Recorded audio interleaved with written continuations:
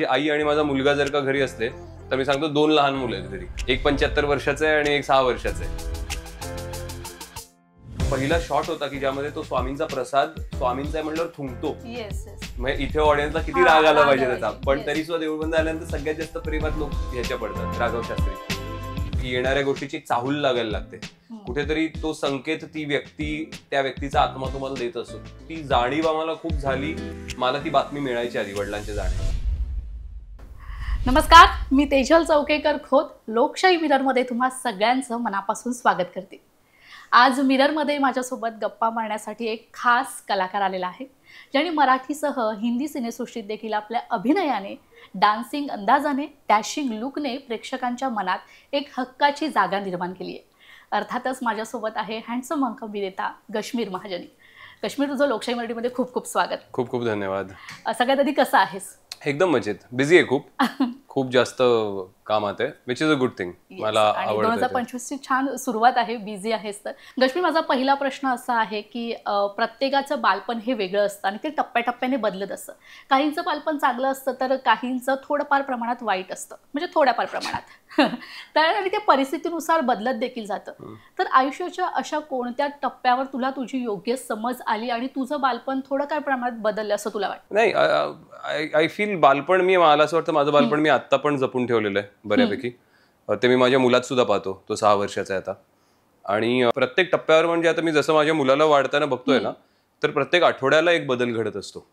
Of course जेव्हा मी लहान होतो, लहानपणी आपल्याला ते जाणवत नाही की आपल्यात हे बदल घडतायत, पण आपले आई वडील जर का तेवढे अटेंटिव्ह असतील आपल्याकडे तर त्यांना ते लक्षात येत असतं, जे आमच्या आई वडिलांना लक्षात येत होतं की प्रत्येक आठवड्याला तुम्ही बदलत जाता, तुम्ही रिॲक्ट करत जाता, ऍब्झॉर्ब करत जाता गोष्टी.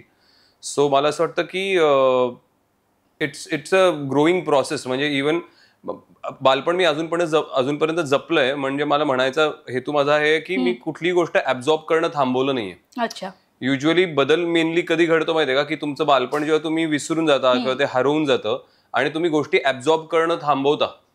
तुमच्या आजूबाजूला ज्या गोष्टी त्या ऍब्झॉर्ब करणं, त्या आत्मसात करणं तुम्ही थांबवता पूर्णपणे. आणि त्यावेळेस तुमचा जो दृष्टिकोन आहे तो प्रचंड संकुचित होऊन जातो.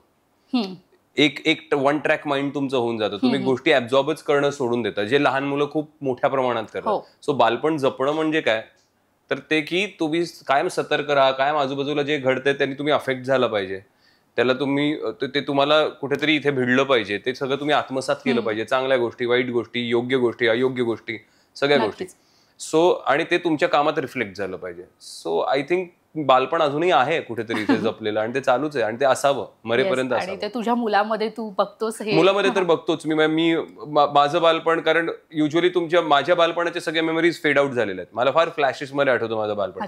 मला माझं बालपण मोस्टली 10वीच्या काळापासून जास्त नीट आठवतंय, की जेव्हापासून मला सिनेमा करायचा आहे, मला या कला क्षेत्रात यायचंय, याचा जेव्हा मी विचार केला किंवा हा निर्णय जेव्हा मी घेतला तेव्हापासून. पण त्याच्या आधीचं मला थोडं फ्लॅशेस मध्ये आठवतंय.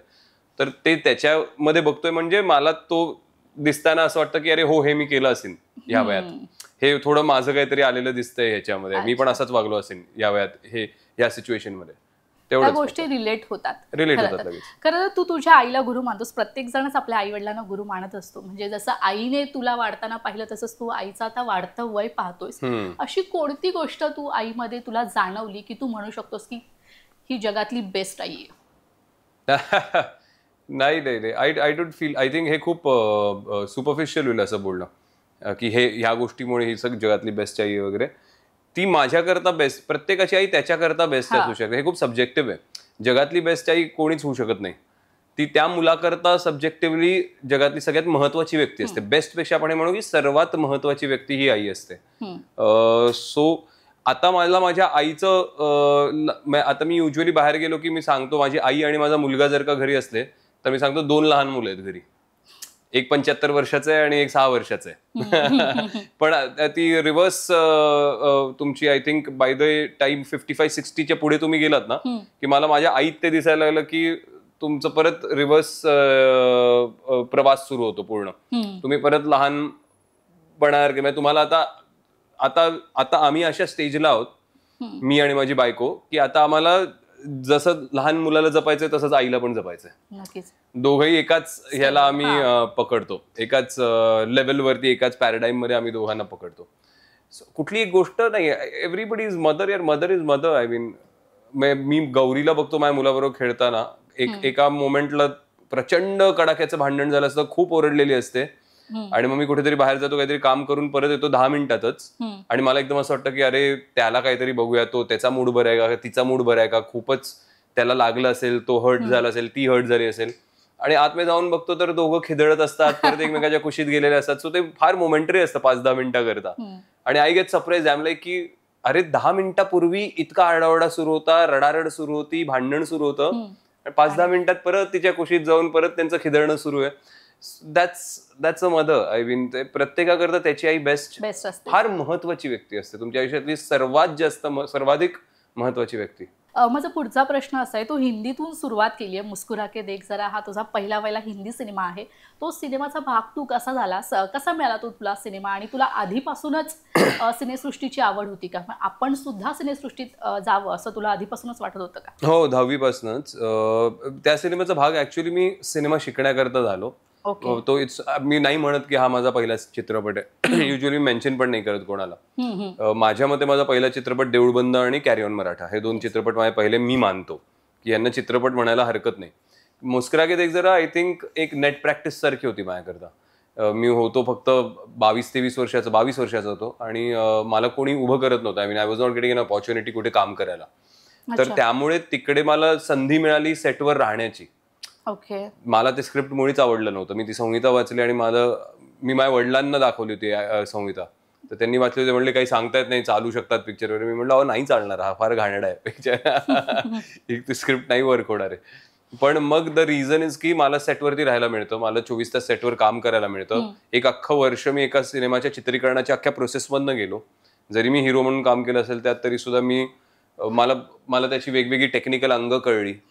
प्रोडक्शनच्या गोष्टी मला बऱ्याच अनेक तांत्रिक बाजू मला समजल्या.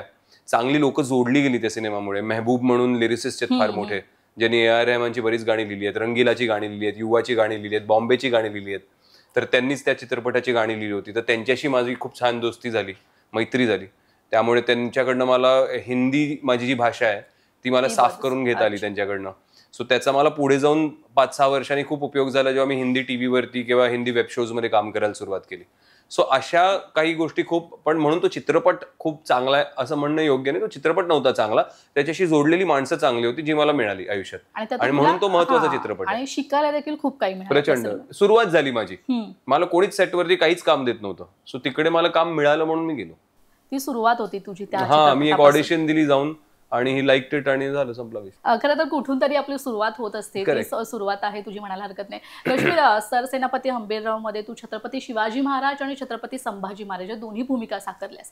खरं तर प्रत्येक कलाकाराला ऐतिहासिक भूमिका साकारण्याची एक तरी संधी पाहिजेच असते, आणि तुझ्या नशिबाने तुला दोन्ही दिग्गज पात्र साकारण्याची संधी तुला मिळाली. तर ती एवढी मोठी जबाबदारी तू कशी पार पाडलीस, आणि काय आव्हानं होती तेव्हा तुझ्या समोर? ती संधी मिळालीपेक्षा ना, मला प्रवीण तरडे जे आमचे दिग्दर्शक आहेत ना, तो हंबीरराव करणार होता प्रवीण. आणि त्यांनी मला फोन करून सांगितलं मी हंबीरराव करतोय, तर ते पात्र माझं आहे, तर तू महाराजांची भूमिका करावी अशी इच्छा आहे, तर मी तुला चॉईस देतो, आयदर छत्रपती संभाजी महाराज किंवा छत्रपती शिवाजी महाराज, तू चूज कर. तर मी म्हणलं तुम्ही हंबीरराव करताय, बरं मी पण हिरो आहे, त्यामुळे मग तुम्ही सेंट्रल भूमिका करणार आहे, तर मी एक नाही, आपण एक काम करू, तुम्हाला पटतंय का बघा, वेळ घ्या विचार करायला, मला दोन्ही भूमिका द्या, मी डबल रोल करतो. पण म्हणलं विचार करा, कारण ही दुधारी तलवार आहे. जर का एकही चूक झाली आपल्याकडनं छोटीशी सुद्धा, कारण हे इतिहासात असं नाही ना, ते दोघांचे चेहरे एकसारखे नव्हते वडिलांचे आणि मुलाचे. सो हे एक्सपेरिमेंट आहे आणि हे म्हणजे हे दैवत आहे. ऍक्च्युअली खूप मोठी रिस्क झाली, खूप मोठी रिस्क. अख्ख्या हिंदुस्थानाचं दैवत आहे दोन्ही, दोन्ही छत्रपती जे होते ते. तर हे आपण खूप मोठं रिस्क घेतोय, पण मला कॉन्फिडन्स मी करीन, तुम्हाला जर का कॉन्फिडन्स असेल तर आपण करू. पण मी केलं तर दोन्ही करीन, नाही तर मग नको. मग त्यांनी 10 मिनिटं घेतली आणि 10 मिनिटात प्रवीणने मला फोन करायला लाईक डन. मला फक्त महेश लिमेला विचारले, कारण तो शूट करणार आहे, त्याला माहिती असू दे आणि त्याचा ओके असू दे की ओके आपण हे करू. आणि 10 मिनिटात त्यांनी हो म्हणलं की हो तू कर दोन्ही. सो हा थोडाफार ना प्रवीणचा पण कॉन्फिडन्स जो स्वतःवरचा सुद्धा होता, माझ्याबरोबर त्याचा एक दिग्दर्शक म्हणून पण स्वतःवर कॉन्फिडन्स होता, एक लेखक म्हणून पण स्वतःवर कॉन्फिडन्स होता, की मी कुठेही ह्याच्यात चूक होऊ देणारच नाही. मी हे लिहिनच असं किंवा दिग्दर्शित असं करीन की लोक त्याला छत्रपती शिवाजी महाराज म्हणून बघतील आणि नंतर छत्रपती संभाजी महाराज म्हणून तो आला तर त्याला वेगळा माणूस म्हणून बघतील. असं नाही कोणाला वाटणार की अरे हाच कसा परत आला. हा एकाही आतापर्यंत जितक्या लाखो लोकांनी तो चित्रपट पाहिला असेल आतापर्यंत एकानी हा कधी प्रश्न विचारला नाहीये. 4 वर्ष आली सिनेमा येऊन की अरे हाच कसा परत, हे कधीच झालं नाही. हे खरं विलक्षण गोष्ट आहे म्हणजे ही. सो आय थिंक तो प्रवीणचा माझ्यावरचा कॉन्फिडन्स, त्याच्या स्वतःवरचा कॉन्फिडन्स होतं, त्यांनी हो म्हणलं म्हणून हे होऊ शकलं. तो हो म्हणाला आणि त्याचंही कन्व्हिक्शन होतं की हे करू शकू आपण. आणि ती रिस्क खरं तर सक्सेसफुल रिस्क म्हणजे मी त्याला म्हणलं की नंतर बोललो मी गमतीत की म्हणलं की हे जर का एकही आपली नोट चुकली असे ना, आपण दोघे महाराष्ट्रात राहू शकलो नसतो ऍक्च्युली, कारण तो आपल्याला राहूनच दिलं नसतं लोकांनी. नाही, आणि त्या भूमिका, त्या एवढ्या मोठ्या भूमिका आहेत त्या असं काहीतरी एक्सपेरिमेंट चुकलं फसलं असतं तर आपण दोघं महाराष्ट्र सोडून आपल्याला जावं लागलं असतं. माझा पुढचा प्रश्न असा की तुझ्या फिल्म करिअर मधला डोक्यावर घेतलेला सिनेमा म्हणजे देऊळबंद. आणि या देऊळबंद मधले तुझी भूमिका साकारली होतीस राघव शास्त्री. खरं तर ती नास्तिक होती. तुझा स्वामींवर विश्वास नाही आणि स्वामींवर भक्ती करणाऱ्या लोकांवर देखील तू राग व्यक्त करत होतास. तर तुला असं थोडंफार दडपण नव्हतं की आपण ही जी भूमिका करतोय, कारण प्रेक्षक आहेत ना कश्मीर, ती तो जो सिनेमा आहे ना तो भावनिक होऊन पाहतात, तेव्हा तुला थोडं दडपण नव्हतं? अजिबातच नाही, मुळीच नाही. आणि बघ ना, ते दडपण नव्हतं त्यामुळे ते वर्क झालं. सिनेमा करताना किंवा कुठलंही पात्र स्वीकारलं तुम्ही एकदा तर सगळ्यात महत्वाचा भाग असतो कन्व्हिक्शन. जर का तुम्हाला 1% पण शंका असेल किंवा दडपण असेल ना, तर ते कॅमेरावर दिसतं आणि तिथे तुम्हाला शिव्या पडतात प्रेक्षकांकडनं की आम्हाला नाही पटत आहे, कारण तुम्हाला कुठनं तरी मनात नाही पटलेलं नसतं. त्यामुळे तर तुमचं कन्व्हिक्शन की हा राघव शास्त्री हा असा आहे. पण एक गोष्ट तुम्ही नीट, ज्या माणसाला संहितेची समज असते, तुम्ही संहिता वाचली, मी एक कलाकार म्हणून संहिता वाचल्यावरती मला एक दिसत होतं की तो पहिला शॉट होता की ज्यामध्ये तो स्वामींचा प्रसाद स्वामींचा आहे म्हणल्यावर थुंकतो. म्हणजे इथे ऑडियन्सला किती राग आला पाहिजे त्याचा, पण तरी सुद्धा देऊळबंद आल्यानंतर सगळ्यात जास्त प्रेमात लोक ह्याच्या पडतात, राघव शास्त्रीच्या. राघव शास्त्रीला घेऊन बाहेर पडतात ते, कारण एक लक्षात घ्या की त्या संहितेत नीट वाचलं कलाकार म्हणून. तर ह्या वरवरच्या गोष्टी पाहिल्या तर कुठल्याही कलाकाराला वाटेल अरे बापरे हे नको करायला, लोक आपल्याला शिवाय घालतील. अरे संहिता नीट वाचा ना, त्याच्यामध्ये स्वामी कोणाच्या पाठीशी आहेत, स्वामी मदत कोणाला करतायत, स्वामी दिसतात कोणाला, राघव शास्त्रीला ना. म्हणजे जे स्वामींचे भक्त आहेत ते कोणाच्या प्रेमात पडणार आहेत, राघव शास्त्रीचे. देर इज नो पॉसिबिलिटी की तुम्ही त्याला हेट कराल, कारण स्वामी त्याच्याशी बोलतात, स्वामींचा हात आहे त्याच्यावर. तो कसाही वागला तरी स्वामी म्हणतात तू कसाही वाग माझ्याशी, पण मी तुझ्या बरोबर आहे, कारण तू योग्य काम करतोयस, तू देशाकरता काहीतरी करतोयस, तू प्रामाणिक माणूस आहेस, मी तुझ्या बरोबर आहे. विषय तिकडेच संपला. मग तर उलट ते कॅरेक्टर जास्त फ्लॅम्बॉयंट होतं, कारण ते आहे ॲरोगंट, ते स्वतःच्या मनाचं करणारं मनस्वी कॅरेक्टर आहे, पण तरी सुद्धा स्वामी त्याच्या प्रेमात आहेत, तरी सुद्धा स्वामी त्याची मदत करतात. मग का कोणी त्याच्यावर प्रेम नाही करणार? आणि एंडला तो जी गोष्ट करतोय ती देशाच्या हिताकरता करतोय. सो तो माणूस इकडनं वाईट नाही दाखवलाय, तो खूपच चांगला आहे त्या बाबतीत. आणि त्याचा जो गैरसमज असतो स्वामींबद्दल किंवा काय, तो उत्तरार्धात चित्रपटाच्या तो दूर होतो आणि त्यानंतर तोही स्वामींना मान्य करतो, तोही ऍक्सेप्ट करतो त्यांचं अस्तित्व आणि त्यांचं जे काय. बरं, खऱ्या आयुष्यात काश्मीर नास्तिक आहे का आस्तिक आहे? आणि आस्तिक असलास तरी कोणत्या देवावर तुझं श्रद्धा आहे? आम्ही असं कोणत्या एका देवावर नाही. I just believe in the power. मला विशेष माझं हनुमानाचं नाव आहे काश्मीर, आणि माझं शनी आहे, माझं मी 8 आहे, 8 आकडा आहे माझा.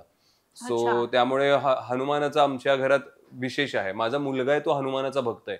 त्याला हे माहिती पण नव्हतं की माझं नाव हनुमानाचं आहे, पण तरी सुद्धा तो जेव्हापासून समज आली तेव्हापासून त्याला बजरंगबलीचा प्रचंड भक्त आहे, प्रचंड भक्त, वेड्यासारखा.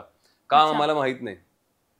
सो आमच्या घरात हनुमानाचं खूप आहे आणि गणपती त्यासोबत. ऑफकोर्स गणपतीच्या आमच्या घरात बसतात गौरी गणपती, त्यांची पूजा करतो, मी स्वतः करतो, आम्ही गुरुजी नाही बोलवत. सो या 2 गोष्टी आहेत घरामध्ये. बरं, ह्या सिनेमात अजून एक सीन जो चर्चेत आला होता, ज्यामध्ये तू आणि रवींद्र सर एकत्र काम करत होतात आणि त्यानंतर कट्टू पानिपत मध्ये तुम्ही दोघं एकत्र दिसलात आम्हाला. तर बाबांसोबत स्क्रीन शेअर करतानाचा अनुभव कसा होता? त्यांच्या कोणत्या विशिष्ट गोष्टी अभिनयाबद्दलच्या त्या तुला जाणवल्या? बाबांसोबत आय फील एकतर प्रचंड सिन्सिअरली काम करणारी व्यक्ती.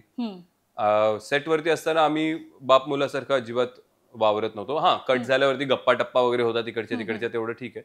पण त्या व्यतिरिक्त मोस्टली आमचं रिलेशनशिप त्यांनी सुद्धा तसंच ठेवलं होतं. It was very professional. की माझा मुलगा आहे किंवा माझे वडील आहेत हे ते वगैरे. आम्ही ते त्यांच्या व्हॅनमध्ये बसायचे, मी माझ्या व्हॅनमध्ये असायचो. एकत्र भेटलो की आम्ही सीन्स रिहर्सल करायचो सगळ्या लाईन्सची, काही इनपुट्स एकमेकांना द्यायचो की हे मला बरं वाटते, हे मला बरं वाटत नाही. ते मला काही गोष्टी सांगायचे, मी काही गोष्टी त्यांना म्हणायचो की मला हे असं घ्यायचंय वाक्य. सो जे तुम्ही रेग्युलर को ऍक्टर्स बरोबर, सिनियर ऍक्टर्स बरोबर कराल, एक्स्ट्रीमली तसं प्रोफेशनल रिलेशनशिप आमचं होतं दोन्ही चित्रपटांच्या वेळेस. सो आणि त्यांच्याकडनं घेण्यासारखी गोष्ट म्हणजे मला असं वाटतं की मी आयुष्यात वडिलांकडनं एक गोष्ट शिकलोय ते म्हणजे परिश्रमाला पर्याय नाही, हार्डवर्कला पर्याय नाही. येस. म्हणजे अथक परिश्रम कशाला म्हणतात हे मी माझ्या वडिलांकडे बघितलेलं आहे की त्यांनी 24-24 तास त्या माणसाला मी न थकता काम करताना पाहिलेलं आहे. आणि that is one quality that I always wanted to imbibe from him, की ती मी पण माझ्या ह्याच्यात पाळतो. माझ्याकडनं कधी थकलो किंवा अरे नाही आता खूप काम आहे, आता मला आराम हवाय, हे कधी बोललंच जात नाही. आय थिंक ते जेनेटिकली पण आले आणि बघून बघून त्या संस्कारातनं पण आलेलं आहे. बरं, या सिनेमात ना देऊळ बंदमध्ये अनेक असे चमत्कार घडतात जे तुझ्या नकळत असतात, तुला कळतही नाहीत, हो. पण ते चमत्कार असतात. तर खऱ्या आयुष्यात काश्मीरला कधी दैवी अनुभव अशी प्रचिती आली आहे की असा काही चमत्कार घडलाय? नाही, अजूनपर्यंत नाही. मला एवढंच आहे की देऊळबंद सिनेमा झाला, आम्ही करत होतो ना शूट, तेव्हा आम्ही क्लायमॅक्स शूट करत असताना बाबा होते, त्र्यंबकला होतो आम्ही. अच्छा. नाशिकच्या त्र्यंबकच्या देवळात होतो त्यांच्या. सो तिथे शूटच्या मध्ये मी बाबांना म्हणलं की कारण आई बाबा नेहमी मला म्हणायचं मी देवळात जात नाही जास्त. कधी जातो, जाणार नाही असं नाहीये, पण मी उठून दर शनिवारी देवळात जायचं असं मी करत नाही. तर मला आई बाबा नेहमी म्हणायचे अरे देवळात जात नाही, देवळात जात नाही, शनिवार तुझा आहे, शनिवार पाळला पाहिजे ते वगैरे वगैरे. तर मी म्हणायचो नाही ठीक आहे ना, मी देवात मानतो आणि रोज सकाळी उठल्यावरती मी देवाला नमस्कार करून हात जोडूनच माझ्या दिवसाची सुरुवात करतो. मला देवळात दरवेळेस नाही जाणं होत माझं. तर देऊळबंदच्या वेळेस मी त्यांना बोललो त्र्यंबकला की बघा तुम्ही देवळात जात नाही, देवळात जात नाही म्हणालात, पण माझ्या पहिल्या चित्रपटाच्या निमित्ताने स्वामींनी माझी अख्खी परिक्रमा घडवून आणली. आणि सगळ्या त्यांच्या स्थानांवरती गेलो मी. पिठापूर असो, गाणगापूर असो, अक्कलकोट असो, त्र्यंबक असो, सगळ्या स्थानांवर जाऊन त्या गाभाऱ्यात उभं राहून आरती केली मी, त्यांची पूजा केली. आणि आता इथे त्र्यंबकला पण आलोय. सो काइंड ऑफ स्वामींनीच सांगितलं की तू फक्त तुझं काम करत राहा, मी तुझ्या पाठीशी आहे. हे माझ्या पहिल्या चित्रपटातनच त्यांनी मला इनडायरेक्टली दाखवल्यासारखं. आणि सिनेमा देखील तुला स्वामींवरतीच मिळाला. बरं, मला असं सांग, आम्ही असं ऐकलंय की रवींद्र महाजनी स्वामींचे खूप मोठे भक्त हो, होते. प्रचंड प्रचंड खूप मोठे खूप भक्त मोठे होते भक्त. आणि त्याचीच तुला हे हो, सांगड मिळाली हो. असं म्हणायला हरकत नाही. गश्मीर, माझा पुढचा प्रश्न असा आहे की तुझ्या आईने 4था अंक हे पुस्तक, हे आत्मचरित्र लिहिलं आहे आणि त्या आत्मचरित्राला 4था अंक असं नाव द्यावं असं तुम्हाला असं का वाटलं? आणि त्या पुस्तकातली जी प्रस्तावना आहे, त्या प्रस्तावनेमधली एक डीप स्टोरी आहे, ती काय आहे, ती सांगू शकशील? 4था अंक, कारण युजली नाटकाचे 3 अंक असतात. सो बाबांचं जेव्हा नाटक सुरू होतं, तो राजहंस एक म्हणून नाटक करायचं ते कर्णाच्या आयुष्यावरती.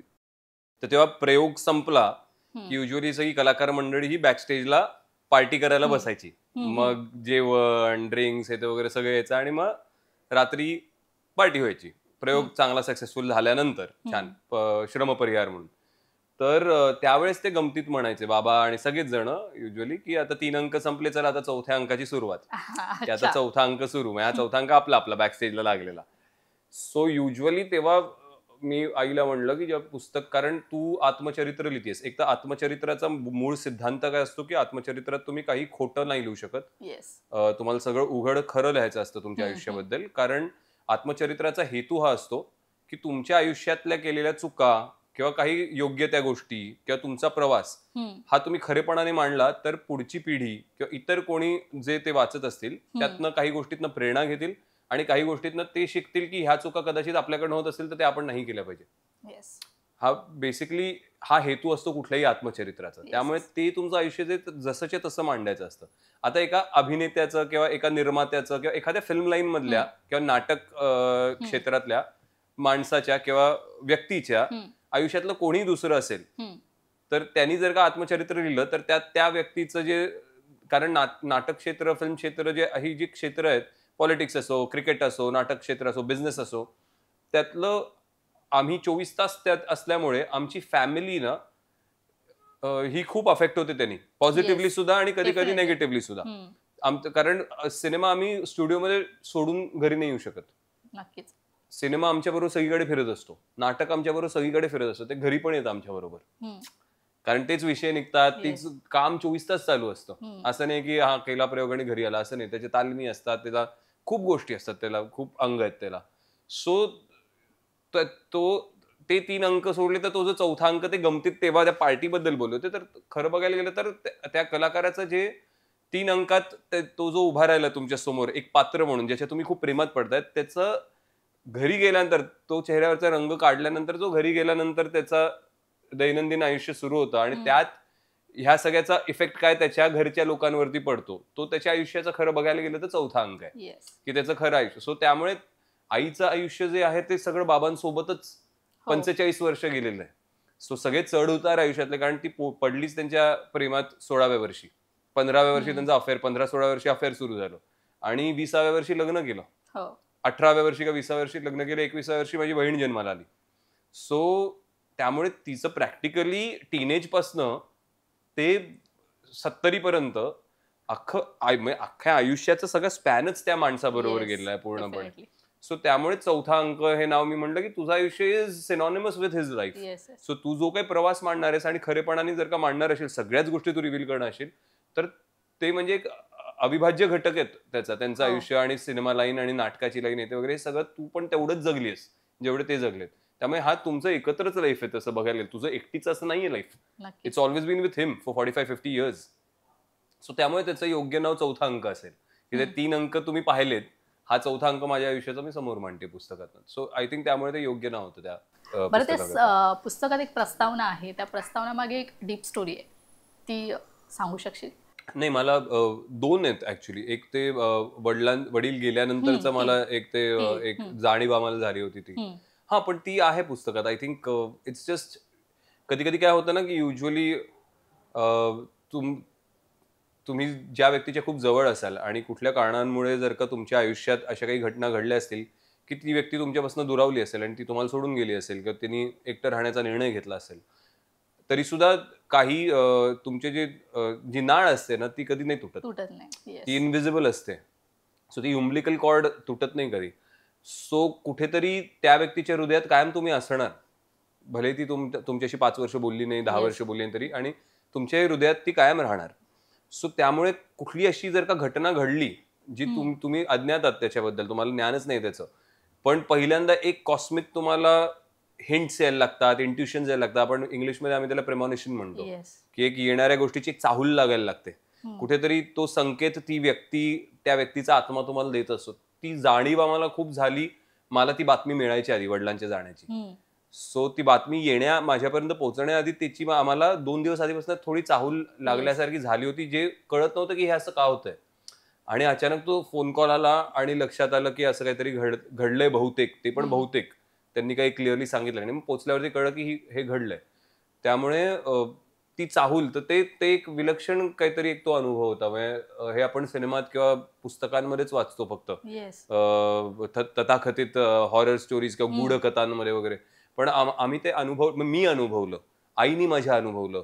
सो आणि माझ्या बायकोनी नाही अनुभवलं ते, कारण she is not from the blood line. So that was really, म्हणजे म्हणून ते शेअर करावं असं वाटलं सुरुवातीला. त्यामुळे ही गोष्ट प्रेक्षकांना आता नव्याने कळेल, कारण की ज्यांनी पुस्तक नसतील वाचली. चौथांक आय थिंक तो वाचावा. आय थिंक लोकांनी ना चौथांक जनरली एका बाईचा प्रवास, एका कलाकाराच्या बायकोचा, एका संपादकाच्या सुनेचा, एका सावकाराच्या मुलीचा. It's not just about my father. चौथा अंक मध्ये माझ्या वडिलांचे वडील हे लोकसत्ताचे संपादक होते, माझ्या आईचे वडील हे सावकार घराण्यातले होते. सो ते सगळा त्या व्यक्तीचा प्रवास, आणि आता ती कुठल्या टप्प्यावरून उभी आहे आणि तिने तिच्या आयुष्यात काय काय चुका केल्या, तिने तिच्या आयुष्यात कुठले कुठले निर्णय घेतले, त्यामुळे ती ह्या टप्प्यावर येऊन उभी आहे. हा खूप इंटरेस्टिंग प्रवास आहे. लोकांनी तो नक्की वाचावा. कारण ना रवींद्र महाजनी सर गेल्यानंतर माधवी मॅमने एक इंटरव्ह्यू दिला होता, एक मुलाखत दिली होती. त्या मुलाखतीमध्ये त्यांनी रवींद्र सरांसोबतच्या नात्याबद्दलचं भाष्य केलं आणि त्या इंटरव्ह्यूमध्ये ते असं देखील म्हणाल्या की मी खूप भोगलंय आणि तरी सुद्धा जन्मोजन्मी मला हाच पती हवाय. ह्या शब्दामुळे त्यांच्या नात्यातली ओळख नव्याने समोर येते. तर तू त्यांच्या नात्याबद्दल काय सांगशील? नाही, आय थिंक त्यांच्या नात्याबद्दल तिनेच जास्त बोलायला पाहिजे. नवरा बायकोचे नाते ते त्यावरती, आणि मी खूप लहान आहे. हा, पण मी खूप लहान आहे त्याबद्दल भाष्य करण्याकरता. तिने जे बोलले ते त्या इंटरव्ह्यू मध्ये बोललेलंच आहे. आणि ते मी खूप भोगलंय पण तरी जन्मोजन्मी हा, हे ते तेवढंच वाक्य कट करून टीजर सारखं टाकल्यामुळे ते तसं वाटतं. त्याच्या आधी पण ती खूप काही बोलली होती, ज्याच्यामुळे त्याचे संदर्भ जास्त क्लिअर होतात. सो आय थिंक जे काही तिने लाईफ जगलंय ना ते तिने तिच्या चॉईसने जगलेलं आहे. येस. सो त्यांचं जे नातं होतं ते फक्त त्या दोघांना कळू शकतं. म्हणजे नवरा बायकोच्या ह्याच्यातनं मुलांनी पण जास्त बोलावं नाही, हे माझं प्रामाणिक मत आहे. नवरा बायकोच्या नात्याबद्दल कोणीच भाष्य नाही करावं, कारण त्यांच्यात काय असं नाही, फक्त त्या दोघांना माहिती असतं आणि ते त्यांचं मॅनेज करत असतात. ऍक्च्युली ज्या दिवशी मॅनेज नाही करू शकत त्या दिवशी सोडून देतात एकमेकांना, डिवोर्स घेतात. करेक्ट. एवढं त्या दोघांनी कधी डिवोर्स नाही घेतला. ते वेगळे जरी राहत असले तरी त्यांनी डिवोर्स नाही घेतला, कारण कुठेतरी ती नाळ जोडलेली होती. ते त्यांच्यात काय होतं ह्याच्यावरती मी भाष्य करणं हा फार मोठा मूर्खपणा आहे. म्हणजे लोक त्यावरती भाष्य जर का करतात ऑनलाईन तर म्हणजे इतकी मोठी स्टुपिड गोष्ट मी ह्याच्यापेक्षा पाहिलेली नाही. अरे नवरा बायकोत काय आहे ते नवरा बायकोंना माहिती आहे. तिने तिच्या आयुष्याचा प्रवास मांडलेला आहे, ज्याच्यातला ऑब्व्हियसली एक खूप मोठा भाग तिचा नवरा आहे. मेजर भाग तिने तिच्या आयुष्याचा तिच्या नवऱ्यासोबत काढला, त्यामुळे तिने त्या प्रसंगांचं वर्णन केलेलं आहे त्यामध्ये. पण एक्झॅक्टली त्यांचं इक्वेशन जे आहे ते आता तुम्ही त्यातनं इन बिटवीन द लाईन्स तुमचं इंटरप्रिटेशन करा, तुम्ही रीड करा की ओके हे असं असेल, हे असं असेल. पण त्यावर कोणी भाष्य करणं, कोणी तू तुझ्या नवऱ्याबरोबर कशी आहेस, मी जरी तुमच्याबरोबर 24 तास राहिलो तरी तुमचं इक्वेशन आहे. आणि त्यात नाही पडावं युजली माणसाने, कारण ते खूप पर्सनल गोष्ट असते त्यांची. ओके. हा, पण everybody now that the book is on a public forum. म्हणजे आता 4था अंक हे सगळ्यांना वाचायला आहेत, लोक त्याची प्रत विकत घेऊ शकतात. तर त्यानंतर ते त्यांचा निष्कर्ष त्यावरती नक्कीच काढू शकतात. त्यांना त्याचा अधिकार आहे ते करण्याचा.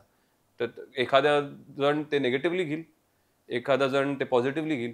पण आय वॉज व्हेरी सरप्राईज की 4था अंक तो इंटरव्ह्यू तुम्ही पाहिलात तर त्यामध्ये 70-75% महिलांच्या जे रिॲक्शन्स ज्या आहेत त्या खूप पॉझिटिव्ह आहेत, ज्यांनी वाचले पुस्तक. युजली ज्यांनी अर्धवट वाचलेलं आहे किंवा ज्यांनी फक्त मीडियाचे स्निपेट्स वाचले आहेत, म्हणजे 1-2 ऑनलाईन पोर्टल्स होतात की त्याचे घाणेरडे स्निपेट्स टाकत होते. म्हणजे एखादा प्रसंगाचं वर्णन जर का केलेलं असेल की ज्याच्यामध्ये थोडंसं डोमेस्टिक व्हायलन्सचा हे अंश असेल किंवा एखाद्या भांडणाचा अंश असेल किंवा काही असेल, जे प्रत्येक घरात भांडणं होतात, डोमेस्टिक व्हायलन्स नाही झाला पाहिजे कुठल्याच घरात, पण भांडणं आणि मतभेद हे प्रत्येक घरात असतात. पण ते असेल तर त्याच्या मागचा आणि पुढचा संदर्भ काढून फक्त 4 वाक्य बातमी करून, कारण त्यांना काही लाख व्ह्यूज मिळतात त्यामुळे. सो त्याच्यावरती रिॲक्ट करणाऱ्या लोकांना आपण सोडून देऊया, कारण त्यांनी पुस्तक वाचलेलं नसतं, ते फक्त तेवढं वाचतात आणि रिॲक्ट करतात, स्वतःच्या आयुष्यातलं फ्रस्ट्रेशन तिकडे काढतात. पण पूर्ण पुस्तक वाचलेलं जे मंडळी आहे ना, त्यांचा अभिप्राय जो आम्हाला मिळाला तो खूप चांगला मिळाला आणि वी वर व्हेरी हॅपी की ओके ह्या महिला हे वाचतायत तर कुठेतरी त्यांच्या आयुष्यात काही गोष्टी जर का काही चुकत असतील तर कदाचित ते थोडासा बदल करायचा प्रयत्न करतील, त्यामध्ये थोडंसं स्वतःच्या आनंदाकरता, आपल्या परिवाराच्या आनंदाकरता आणि याच्याकरता ते थोडा बदल घडवून आणतील कदाचित याच्यातनं प्रेरणा घेऊन. नक्कीच. आपण ह्या विषयावर बोलतोच आहोत, तर काही असे मेमोरेबल फोटोज आहेत जे मला तुला आता दाखवायचे आहेत आणि ते फोटोजच्या तुला आठवणी आम्हाला सांगायचं, आमच्या प्रेक्षकांना सांगायचं. तुला आवडतील सांगायला? हो. सो हा फर्स्ट फोटो. हा, हे ऍक्च्युली याची आठवण नाही मी सांगू शकतो, कारण ह्या वेळेस मी 6 वर्षाचा होतो. आम्ही गेलो होतो, अमेरिकेची आमची पहिली ट्रिप केली होती USA ला. सो आम्ही पुण्यात शिफ्ट झालो होतो तेव्हा. पुण्यात शिफ्ट होऊन 4 वर्ष झाली होती आणि घर आमचं जस्ट बांधलं होतं पुण्याचं आणि आम्ही US ट्रिपला गेलो होतो एकत्र. सो ही माझी बहीण आहे, आई आहे, बाबा आहेत आणि मी. हा देखील तुझा USA मधलाच फोटो आहे. आम्ही शिकागोमध्ये राहत होतो. आय थिंक ही माझी मावशी आहे, माझ्या आईची सख्खी बहीण. ती येणार आहे आता 4 दिवसांनी आमच्याकडे राहायला.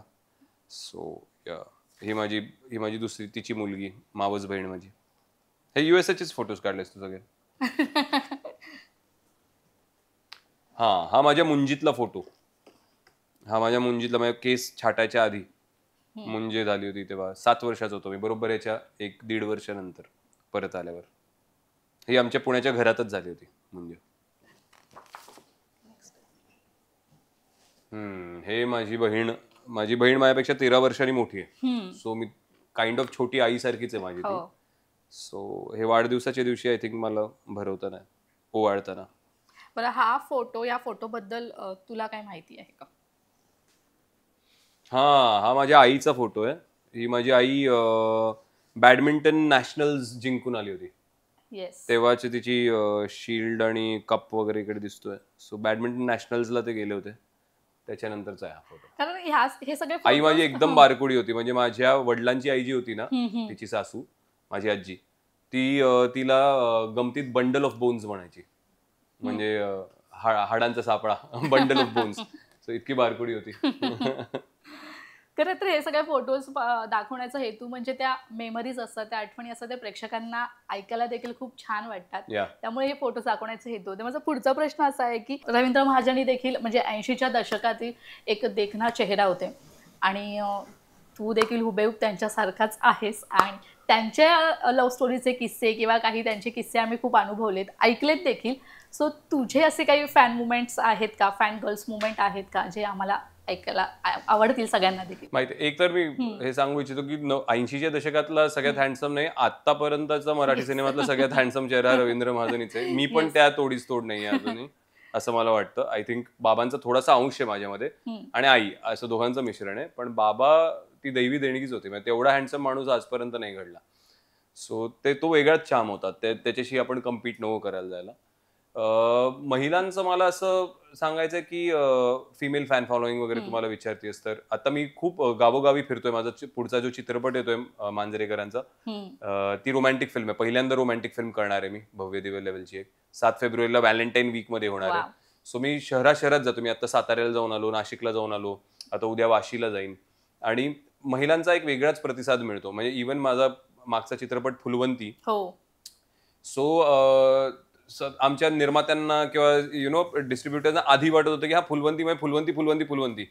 त्यांना व्यंकट शास्त्रीचा ऑराच नव्हता कळत जोपर्यंत त्यांनी मला थिएटरमध्ये नेलं नाही बायकांमध्ये. तेव्हा त्यांना कळलं की व्यंकट शास्त्रीचं काय महत्व आहे. सो आय डोंट नो, एक वेगळा कनेक्ट. आय थिंक ना, I connect more with women. एकतर मी बायकांमध्ये वाढलेला माणूस आहे. लहानपणापासून बाबा आणि आम्ही सेपरेट झाल्यामुळे जास्ती माझ्यावरती संस्कार महिलांचेच झालेले आहेत किंवा माझा वावर जास्ती महिलांबरोबर झालेला आहे. त्यामुळे माझा एक महिलांबरोबर एक खूप नॅचरली वेगळा कनेक्ट बनतो. माझ्या प्रोड्युसर निर्मात्या जर का महिला असतील तर आमचं खूप चांगलं जमतं. माझ्या हिरोईन्स बरोबर माझं छान जमतं. कोणी मॅनेजर टाईपचे वगैरे लोक जे असतात, ते मॅनेजमेंट मधली लोक सुद्धा जर का महिला असतील तर माझं काम लवकर होतं. नॉट बिकॉज ते आमचा कनेक्टच, वेवलेंथ सुद्धा. इट्स नॉट अबाउट अट्रॅक्शन किंवा हे, ते पण असेल पण ते खूप दुय्यम. मेनली वेवलेंथ सुद्धा माझी महिलांबरोबर जास्त चांगली, कारण मी महिलांमध्ये वाढलेलो आहे. मला आय थिंक मी महिलांना खूप छान समजू शकतो आणि महिलाही मला खूप छान समजून घेऊ शकतात. सो त्यामुळे तो कनेक्ट सुद्धा राहतो, कारण आईनी बहिणीनी वाढवलेलं आहे. आमच्या घरात हॉस्टेल होतं पुण्यामध्ये, म्हणजे रूम्स ज्या रिकाम्या पडल्या होत्या तिकडे पेइंग गेस्ट म्हणून मुलींना ठेवायचे. त्यामुळे घरात कायम 15-16 मुलींचा वावर असायचा, ज्यात मी वाढलोय, लहानाचा मोठा झालोय. सो मला बायका कळतात थोड्याफार प्रमाणात आणि मला आवडतात सुद्धा, कारण आय थिंक बायका पुरुषांपेक्षा प्रत्येक गोष्टीत ना थोडे जास्त मेटिक्युलस असतात. एखादं काम त्याच्या त्यावेळी होणं, ते योग्य तसंच होणं, हे बायकांचं प्रमाण जास्त आहे. म्हणजे मी पुरुषांना कमी लेखतोय असं मुळीच नाही. मी स्वतः पुरुष आहे, मी पण काम करतो, पण बायकांचं प्रमाण जास्त आहे त्या बाबतीत. आणि दुसरी गोष्ट की आय बिलीव्ह की मी जेव्हा बायकांना भेटतो, म्हणजे ह्या फिमेल फॅन्सना भेटतो, त्यांना ना काय ते कशामुळे होतं मला माहित नाही. खरं राघव शास्त्री हा अत्यंत ॲरोगंट माणूस होता. बायकोवर चिडचिड करणारा, मुलीवर चिडचिड करणारा, स्वामींवर चिडचिड करणारा. व्यंकटभरी नरसिंह शास्त्री आपण फुलवंतीतला बघतो, तोही तिला घालून पाडून बोलतोय, तिच्यावर चिडचिड करतोय, तरी ती अकंठ प्रेमात आहे त्याच्या. म्हणजे खरं तो प्रत्येक कॅरेक्टर जे केले ते असं काय गुलू गुलू अगं माझी सोनुली वगैरे असं एकही कॅरेक्टर मी आजपर्यंत केलेलं नाहीये. पण तरी बायका पण बघा ना, महिलांना हे जास्त कनेक्ट का होतंय? आय थिंक ती व्यक्ती किंवा ते कुठून तरी ती वेवलेंथ कनेक्ट होते. प्रत्येक बाईला जर का ती 15 ते 25 मधली असेल तर तिला बॉयफ्रेंड दिसतो त्याच्यात. 25 ते 40 मधली असेल तर तिला नवरा दिसतो त्याच्यात. 40 ते 55 पर्यंत असेल तर तिला आपला मुलगा दिसतो त्याच्यात. आणि कित्येक आज्या, आता परवा मी नाशिकला गेलो तर 2 आज्या आल्या आणि मला हा माझा नातू आहे, माझा नातू, याच्यावर फोटो काढला, त्यांना आपला नातू दिसतो त्याच्यात. ही रेंज जेव्हा जाते ना, तेव्हा कदाचित ते महिलांचं फॅन फॉलोइंग ते जस्टिफाय होतं. ती एक वेगळी एक नाळ जोडली गेलेली आहे, ते एक वेगळं नातं जोडलं जातं. ते वर्क होतं. काय मी त्याच्याकरता काही वेगळं करत नाही, पण इट जस्ट वर्क्स. तो कनेक्ट मिळतो आणि हेच कमावलेलं असतं आपण आयुष्यात. आणि मला तुझ्या लव्ह स्टोरी बद्दल जाणून घ्यायला आवडेल, कारण की तुझी एक हटके स्टोरी आहे. कसं म्हणजे तुझं आणि गौरीचं नातं कसं सुरू झालं? आम्हाला भेटवलं एकदा, आम्ही भेटलो एक की लग्नाकरता बघतायत, तिच्याकरता बघत होते. आणि मी सुद्धा एका थोड्या रफ फेज मधनं चाललो होतो लाईफ मध्ये प्रोफेशनली. सो कर्जी होती परत डोक्यावर झालेली आणि काय काय होतं. मी 29 वर्षाचा होतो तेव्हा. आणि मी तिला भेटलो आणि इट जस्ट क्लिक्ड. म्हणजे मला मनात ना असं झालं, तिला भेटून तिच्याबरोबर 1 तासभर स्पेंड करून, फक्त 1 तास स्पेंड केला होता, की I think I would get married now. आणि पुढचा जो फोन झाला त्यात मी तिला डिरेक्टली की परत कधी भेटू, परत आपण जरा टाइम स्पेंड करू. तर मी म्हणलं माझं ठरलंय. हीच लव्ह स्टोरी असते खरं तर, हा, मी म्हणायला म्हणलं हरकत की नाही. माझं ठरलंय, मी ओके, तुला परत 10 वेळा भेटायचं असेल तर पण भेटू, पण माझ्याकडनं होय, मी लग्न करायला रेडी आहे, तू सांग. हा. तर ती एकदम गडबडलीच पूर्ण. तिला तत्पप्प झालं, काय झालं, आणि मग बहुतेक त्या प्रेशर खाली येऊन की अरे बापरे, आता ह्याला कसं सांगायचं नाही 10 वेळा मला अजून भेटायचंय, ती हो बोलून गेली. असो ती फसली. हे आम्हाला त्यांना विचारायला आवडेल. हो, विचारून घ्या एकदा. नक्कीच. मला पुढचा प्रश्न असा आहे की सोशल मीडियावर ना तुझे आणि तुझ्या मुलाचे म्हणजे व्योमचे आम्ही व्हिडिओज फोटोज पाहत असतो, त्यामुळे आम्हाला जाणवते की तो देखील त्याची एनर्जी समजतीये, परत तो किती कॅमेरा फ्रेंडली आहे हे सगळं आम्हाला जाणवते. त्यामुळे तुमच्या दोघांचं बॉन्डिंग देखील दिसतंय. तर आम्हाला पुढे आमचा म्हणजे तुमची महाजनांची पुढची तिसरी पिढी या क्षेत्रात पाहायला मिळणार आहे? It's too early to know, पण आय थिंक तो शाळेत सुद्धा एका वेगळ्या घाटणीच्या शाळेत जातो, रेग्युलर स्कूलमध्ये जात नाही. तिकडे त्यांना 7 वर्षापर्यंत पुस्तकं नसतात. ते लाईफ स्किल्स मधनं शिकतात. गार्डनिंग असतं, विविंग असतं, बीडिंग असतं, निटिंग असतं, भाज्या चिरणं, फळं चिरणं, हे सगळं तो तडतड करतो 5व्या वर्षापासून.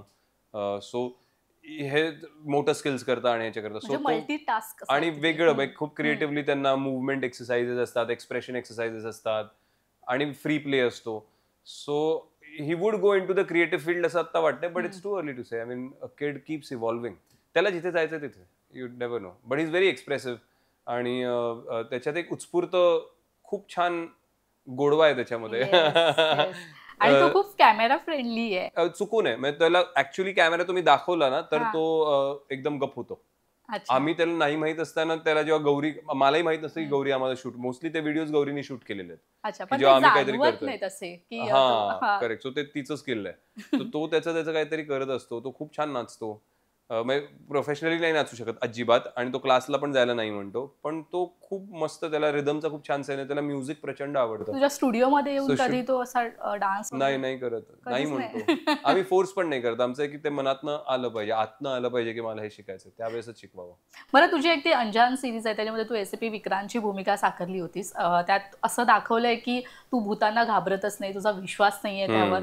तर खऱ्या आयुष्यात गश्मीर भूतांना घाबरतो असं काही तुझ्याबरोबर काही असा हॉरर एक्सपिरियन्स घडलाय का कधी शूटिंग दरम्यान वगैरे असं काही?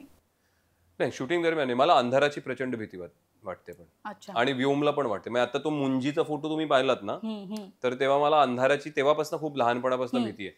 सो मुंजे झाल्यावरती ती हातात काठी त्यांनी दिली होती मला, आणि ते गुरुजी आणि मग आईने त्यांना सांगितलं की तुम्ही त्याला सांगा ही काठी घेऊन जा तिकडे अंधारात, या काठीने बळ मिळतं, म्हणजे त्याची जरा भीती कमी होईल. तर ते गुरुजी म्हणले हे बघ, आता तुझी मुंज झाली, आता तुझ्यात ताकद आली आहे, आता ही काठी घे आणि आता जा अंधाराच्या त्या खोलीमध्ये, बघ तुला काही भीती नाही वाटणार. आणि मी जाऊन आलो, आणि मग ते म्हणाले आता नाही ना, म्हणलं नाही तरी भीती वाटते म्हणलं. काठी पकडून सुद्धा. आणि मला अजूनही भीती वाटते, आणि सेम व्योमला पण वाटते. माझी आजी म्हणायची, बाबांची आई, की भूत म्हणजे भीती, भूत असं काही नसतं, भूत म्हणजे भीती, हे सगळं इथे, इथून भीती काढून टाका तर भूत वगैरे असं काही नाहीये. आणि I believe after my father passed away also की स्पिरिट्स जर का तुमचे स्वतःचे पूर्वज असतील तर ते जर का येत असतील परत, तर तुम्हाला आशीर्वाद देण्याकरताच येत असतील. नक्कीच. सो त्यांना घाबरून काय. नक्कीच. माझं पुढे असं मला विचारायचं की तू आता म्हणालास की आपण 80चं दशक, रवींद्र महाजनी देखना चेहरा होता, आहेत, अजूनही आहेत. तर त्यांचे अनेक चित्रपट आले, हिट देखील झाले. मात्र एक अभिनेता म्हणून जर एखाद्या चित्रपटांचा म्हणजे रवींद्र महाजनी यांच्या एखाद्या चित्रपटाचा रिमेक करावासा वाटला तर कोणत्या चित्रपटाचा तुला रिमेक करावासा वाटेल? मुंबईचा फौजदार. मुंबईचा फौजदार. या आम्ही करूच, रिमेक नाही करणार, आजच्या काळाला साजेल असं करावं लागेल त्याचं अडॅप्टेशन, त्याचं मॉडर्न डे व्हर्जन. हो, यावर्षी आम्ही करू ना. वाव, म्हणजे ही नवीन माहिती आम्हाला आता काश्मीरकडून. प्रॉब्लेम म्हणजे रंजनाचे रोल करता कोणी सापडत नाही मुलगी, सो ते बघू. बरं, आता मी एक शेवटचा प्रश्न विचारते आणि आपल्या मुलाखतीचा समारोप करते की आपण ना आयुष्यात अनेक म्हणजे स्ट्रगल करत असतो, आणि तू देखील स्ट्रगल करत पुढे आलेला आहेस, यश मिळालेलं आहे. आता समाधानी आहेस का अजून कोणत्या गोष्टी मिळवण्यासाठी धडपड करतोयस? नाही, खूप काही. आता मला ह्या वर्षापासून 2025 पासून निर्मिती क्षेत्रात जायचंय. मला स्वतःचं प्रोडक्शन हाऊस स्थापित करायचं, जे मी करणार आहे. आता माझी पहिली फिल्म मला सुरू करायची as a producer and actor. So त्याच्याकरता भांडवल जे गोळा करायचं ते झालंय माझं करून. सो आता मला फक्त कास्ट क्रू सगळी हे करायची, आणि ऑलरेडी आहे जी घेतलेली कामं ती संपवायची आहेत, म्हणजे मला डेडिकेट करता येईल. मी डिससॅटिस्फाईड नाहीये नक्कीच. मला एक गोष्ट 2023 आणि 24 शिकून गेले की तुम्ही जे केलंय किंवा तुमच्याकडे जे आत्ता काम आहे त्याच्याकरता कायम ग्रॅटिट्यूड असावी, Yes, कायम त्याच्याकरता तुम्ही कृतज्ञता असावी त्याकरता. definitely. कारण प्रत्येकाला ते जेवढं तुम्हाला मिळेल तेवढंही कदाचित कित्येक लोकांना नाही मिळत. नक्कीच. सो आणि ते खूप काही शिकवून सुद्धा गेलेलं असतं तुम्हाला. सो कृतज्ञता आहे. अजिबात डिससॅटिस्फॅक्शन नाही म्हणणार मी. खूप गोष्टी ज्या झाल्या त्या ज्या घडायच्या होत्या त्याच घडल्या, ज्या नाही घडल्या त्या नव्हत्या घडायच्या आणि त्या तुमच्याकरता योग्य नव्हत्या त्यावेळेस. सो योग्य वेळेस योग्य गोष्टी घडतील, पण ह्यापुढे खूप मोठा प्रवास आहे. आय थिंक पुढची 10 ते 11 वर्ष प्रचंड महत्वाची आहेत माझ्याकरता प्रोफेशनली. सो माझा प्रत्येक मिनिट प्रत्येक सेकंद हा माझ्या प्रोफेशनला डेडिकेटेड आहे. त्यातनं काही वेळ उरला तर तो माझ्या परिवाराकरता, माझ्या बायकोकरता, आईकरता, भाच्यांकरता, बहिणीकरता, मुलाकरता, त्यांच्याकरता. नक्कीच. गश्मी, जे घडतं ते चांगल्यासाठीच घडतं असं आपण म्हणत पुढे जातो. तुझ्या पुढील वाटचालीसाठी लोकशाही मराठीकडून तुला खूप खूप शुभेच्छा आणि तू इथे धन्यवाद. आलात वेळात वेळ काढून त्यासाठी खूप खूप धन्यवाद. धन्यवाद. Thank you so much. तर लोकशाही मिररमध्ये वेळ झाले इथेच थांबायची. पुन्हा भेटूया नवीन कलाकारासहित. तोपर्यंत तुम्ही कुठेही जाऊ नका. पाहत रहा लोकशाही मराठी.